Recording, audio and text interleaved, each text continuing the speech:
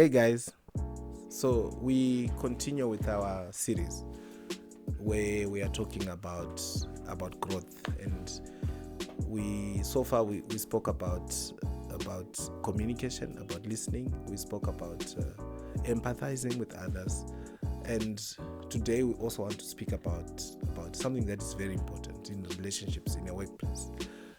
Empathy. We spoke about empathy last week, so this week we are talking about conflict resolution.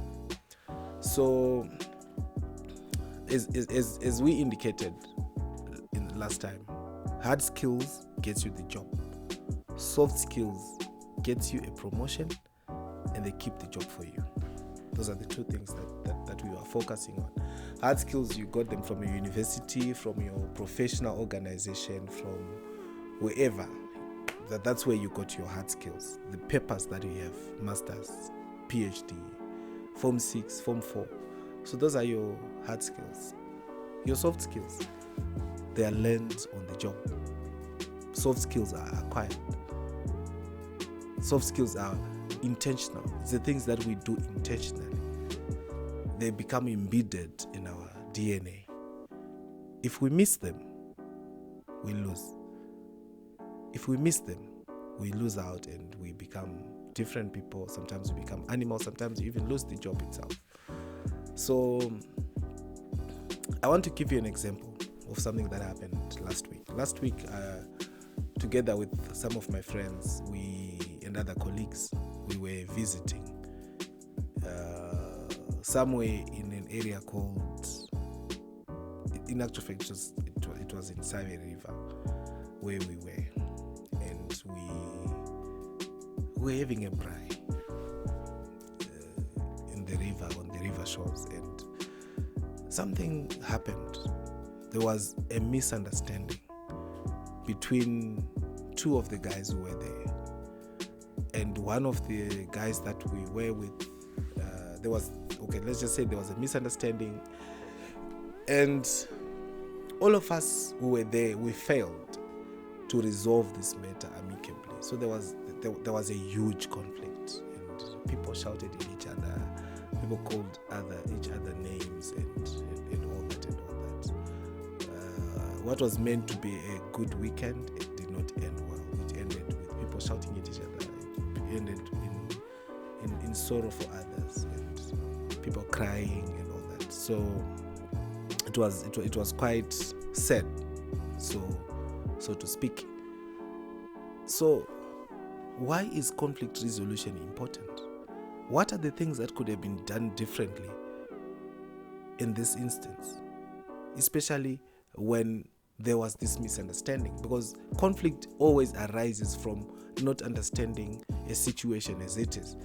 So in addition to the other things that we're talking about, listening, about empathy, understanding what the other person is saying, it's also very important to do the following in order to avoid conflict, in order to resolve conflict. The things that we were talking about avoids conflict. But sometimes it happens. You are already there. Someone didn't listen. Someone, when you were talking, someone was just saying no, and you get angry. So it happens that way. You are then angry. So what is it that you can do when you get angry to resolve conflict? When you are there, you're already in conflict. Avoid continuing in an argumentative manner. Also avoid accusing someone of something. Even if they did, if we are to avoid conflict, let's stop the accusation. Let's stop it. There must be a line in the sand to say, this is where we stop accusing each other. This is where we stop arguing. Because when you're arguing, no one is listening. All that we are trying to do is, did you hear me? You want to be heard, and you don't want to hear yourself. That's conflict. We need to focus on the solution, not the problem. So, for example, in the example that I gave you that happened last week, let's say to resolve it. Everyone was angry with what was being said.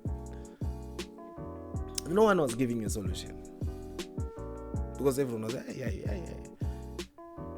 But to resolve that matter, we need the solution. What is it? What is the solution? You are in a workplace and things are going haywire. Things are not going to plan.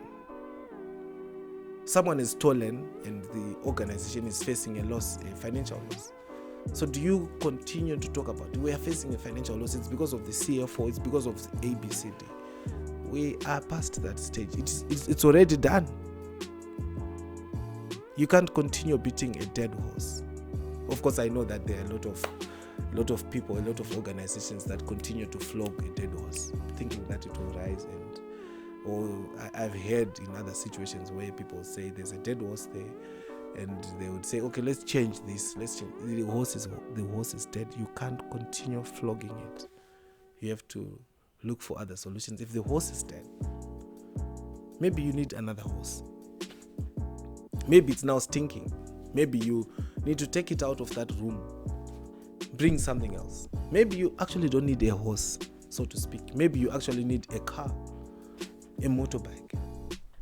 So we need to find solutions to problems, not to continue to mourn, not to continue to talk about the problems itself. What is the solution? Focus on the solution. Having said and done everything else, if you are wrong, you are wrong. Learn to apologize. I've heard a lot of people apologize in this manner. If I hurt you, I'm sorry. That's not an apology. If you are the one who's wrong, then apologize unconditionally. Just apologize. You know what? Say, I'm sorry. Don't say, I'm sorry, but I think he is also wrong. No. If you are wrong, you are wrong. Apologize. And we are done. Say, I'm sorry. Madam, I'm sorry. This shouldn't have happened. I should have exercised better judgment. Should have been better. This is not me. And I'm sorry. I'm sorry for what I say. I've been to a police station before.